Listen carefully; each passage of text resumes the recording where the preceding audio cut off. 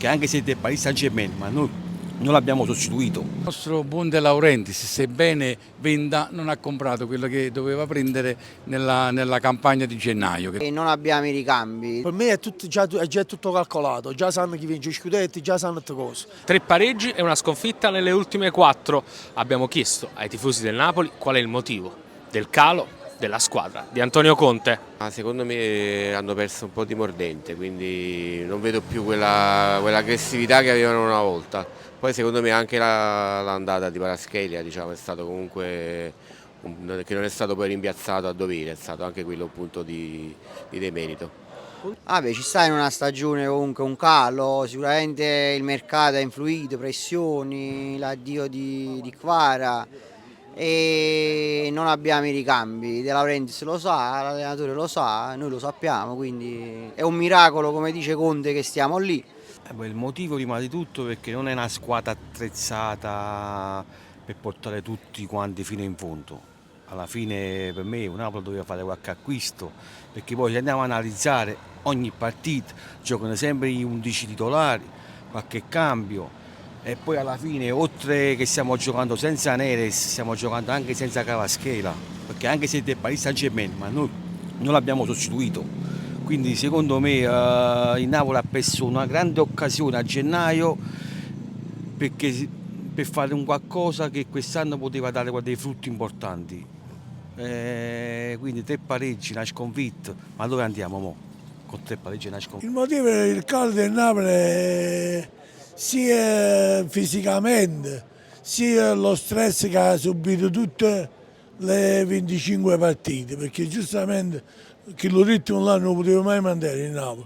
Purtroppo queste 4 partite ha subito tutto lo scarico mentale, perché questo è lo scarico mentale, ci siamo accorti ieri quando Rackman ha messo la palla senza aprire, così come, non so, ci stiamo giocando in mezzo alla strada, sarà una palla a Benedetto, perciò è mancanza di concentrazione mentale, fisico. Ma io ho fiducia nel Napoli perché sicuramente il campionato non è finito. È un mercato non all'altezza di quello che sperato. Vendere Kvaratskhelia e non sostituirlo in modo adeguato è stato un grandissimo errore. Il calo si sa, si sente, cioè, abbiamo dato tutto questo periodo, il Napoli ha dato. Poi ti voglio dire una cosa, ieri quando è finita la partita? 2-1 per il Como, ti trovi? Ma ha fatto cosa Napoli? Cioè ha fatto Napoli, cioè, l'autorità l'ha fatto Rackman, o quello l'ha segnato Fratemo a volo, e che la cazzata che hanno fatto a centrocampo, che hanno perso la palla, la piglia tu, perché ieri neanche Buongiorno non ha giocato tanto bene, neanche Buongiorno non ha giocato tanto bene. Tra cui Rackman che tu dica a fare.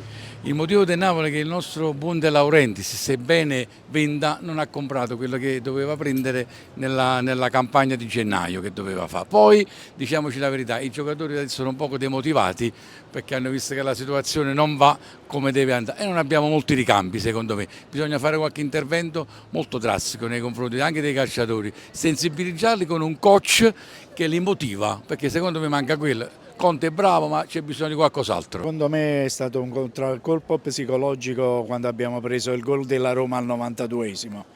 I ragazzi sono crollati psicologicamente, anche è un calo psicofisico.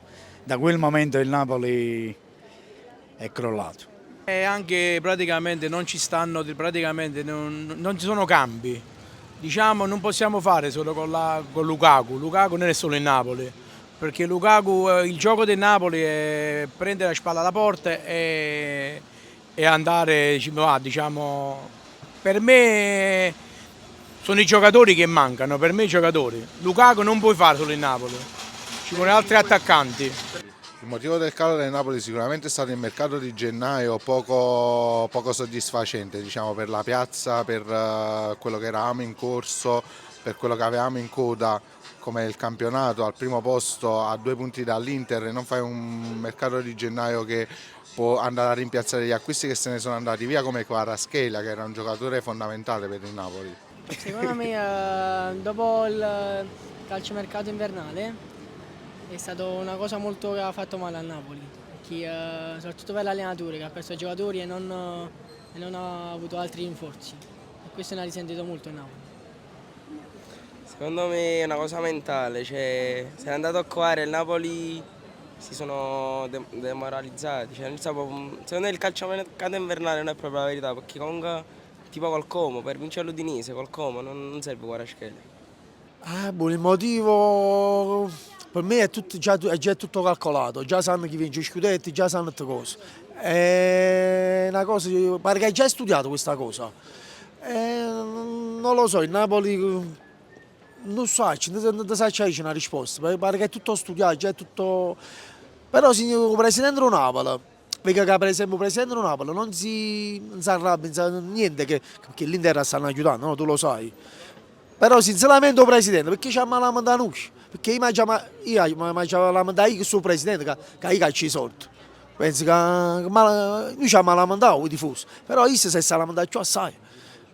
Poi voglio dire un'altra cosa, no? Questo Lautaro, perché non è stato sospeso a mezzo campo, leva una caccia che ha bestemmiato?